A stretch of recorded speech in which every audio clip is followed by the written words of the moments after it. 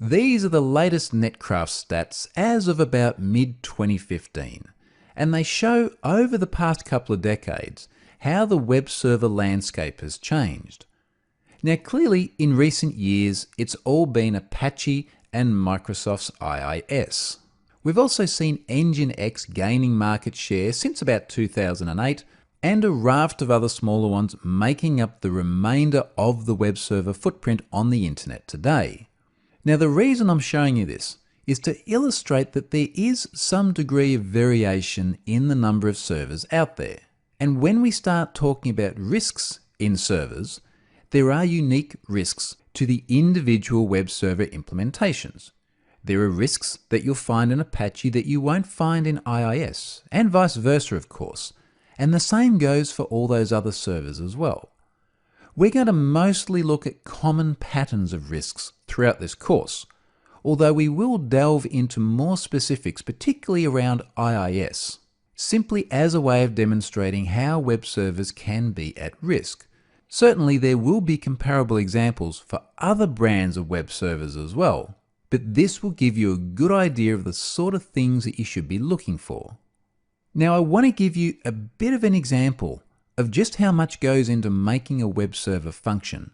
So let's go and take a look at how IIS does request processing.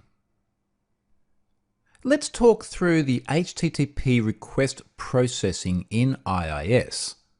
Now I don't want to focus specifically on IIS in this course. It's more to give you an indication of just how much is going on in a modern day web server. So for example, when we look at the way a client makes a request for a resource, as that request comes into IIS via the internet, it hits the HTTP protocol stack. Now this is running in kernel mode, so all requests share a single virtual address space. So in other words, that kernel mode driver is not isolated from other drivers on the operating system itself. But once it's been intercepted by HTTP sys, it contacts the Windows Activation Service running inside SVC host. Now this is in user mode, so now we've got individual applications, which normally equates to individual websites, logically isolated from each other. And as I said earlier on, we'll talk about sandboxing more later on in this course.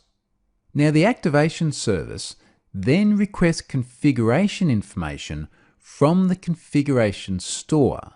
So this is in applicationhost.config. The www service then receives that configuration information, and this includes things like the application pool and site configuration. That service, the www service, can then use that configuration information to configure HTTP sys, which then allows the Windows Activation Service to start a worker process for the application pool to which the request was made. Now this application pool provides the isolation via this W3WP-exe process. So again, each application tends to have its own app pool which sandboxes it from the others. The worker process within there can then process the request and return it as a response to HTTP sys, which eventually means that the client can receive that response over the internet.